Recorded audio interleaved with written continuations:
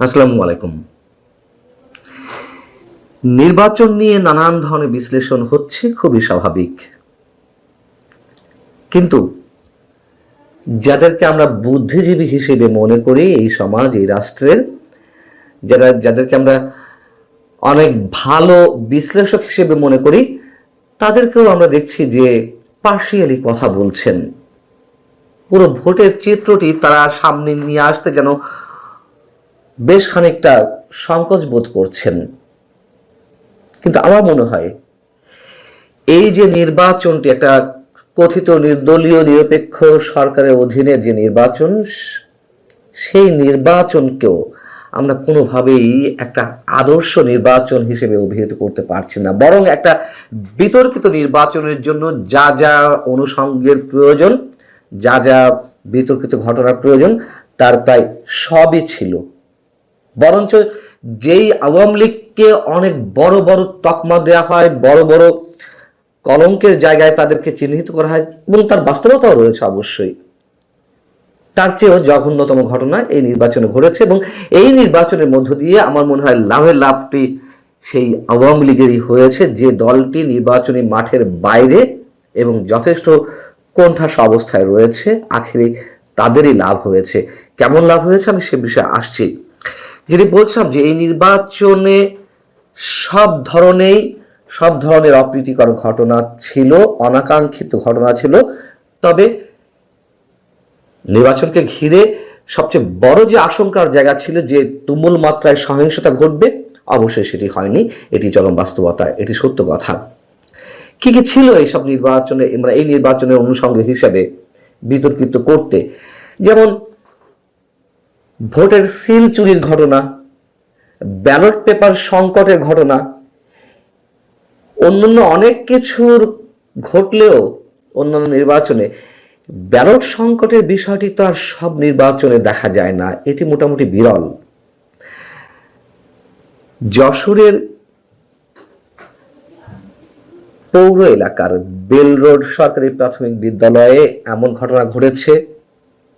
সব খবর তার গণমাধ্যমে বা সামাজিক যোগাযোগের মাধ্যমে আসে না।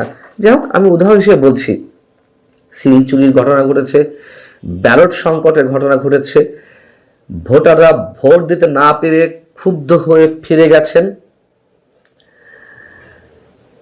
এবং ভোট গ্রহণও প্রায় 1 ঘন্টা বন্ধ ছিল। কিন্তু ব্যালট পেপার সংকট কেন দেখা দেবে? ভোটার প্রতি ভোটারদের মাথা পিছু একটা করে ব্যালটই তো থাকার কথা। সেখানে ব্যালট পেপার যখন সংকট দেখা দেয়, তখন বুঝে নিতে হবে যে জাল ভোট সেখানে পড়েছে, অথবা আওয়ামী লীগের সময় যে অপবাদগুলো ছিল যে নিজের ভোটটা নিজে দিতে পারেনি, ভোটগুলো আগে দেওয়া হয়ে গেছে।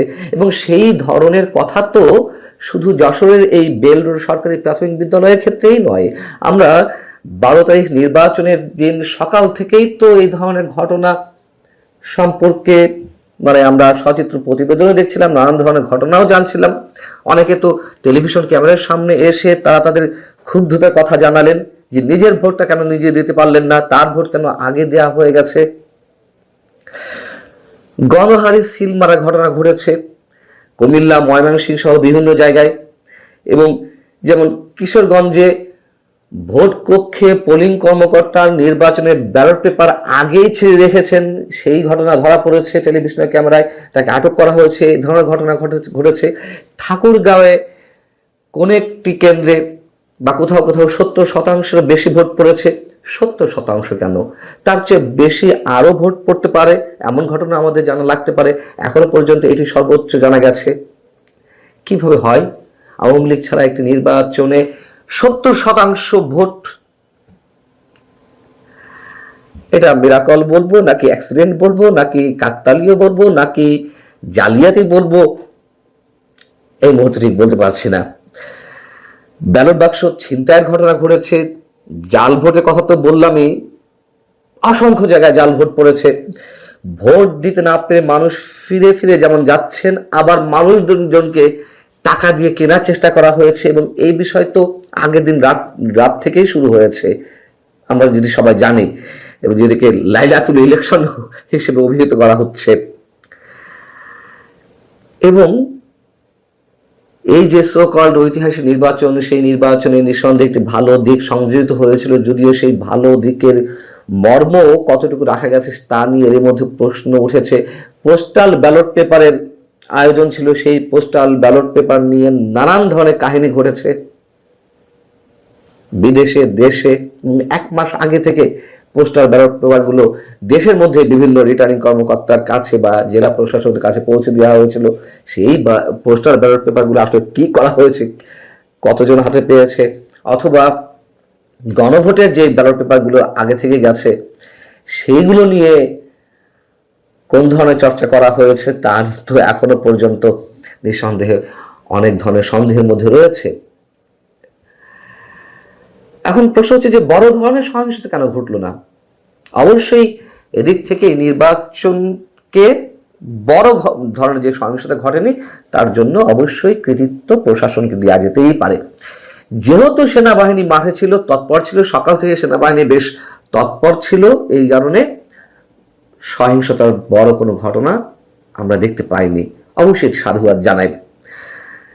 আর এর পিছনে আরো যে কারণ দুটি রয়েছে, যেহেতু আওয়ামী লীগ নেই, টান টান উত্তেজনা ওইভাবে নেই, কিন্তু জামাতে ইসলামী বা বিএনপি তো প্রতিদিন তাই 17 বছর পর যে ভোট বা নির্বাচনটি অনুষ্ঠিত হচ্ছে এবং আওয়ামী লীগ বিহীন যে ফাঁকা মাঠ তাতে প্রত্যেকেই মরিয়া হয়ে উঠেছে জেতার জন্য।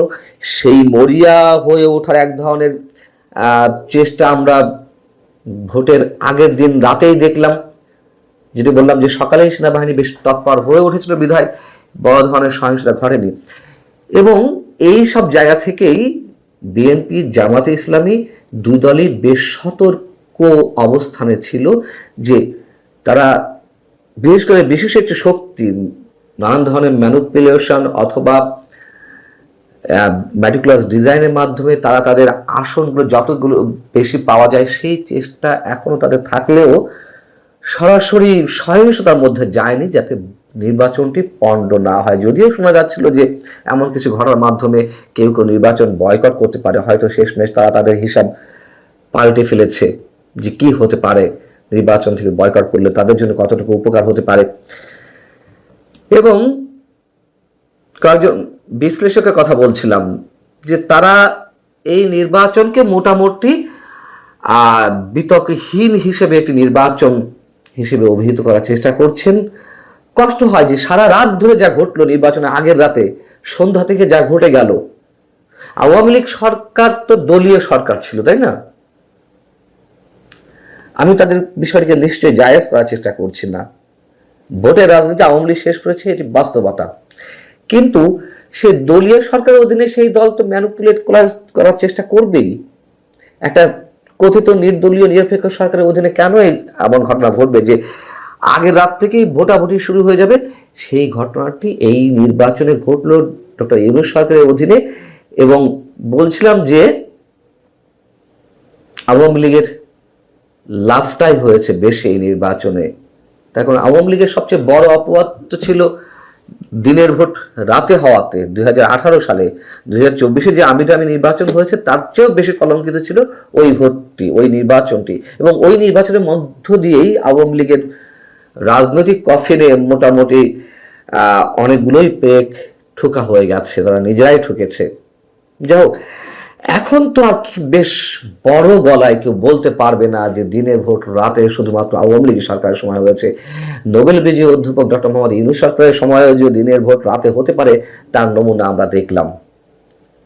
এবং এই 18 মাসে এই সরকারে এবং এই যে কিছু তরুণ সোকল কিছু বিপ্লবী, আমি সবার কথা বলছি না, তাদের কারণে যে মানুষ একটা নাভিশ্বাসময় জীবনের মধ্যে ছিল, একটা রাষ্ট্র ব্যবস্থার মধ্যে ছিল, সেইখান থেকে আওয়ামী লীগের প্রতি মানুষের কিছুটা সফট কর্নার জেগেছে।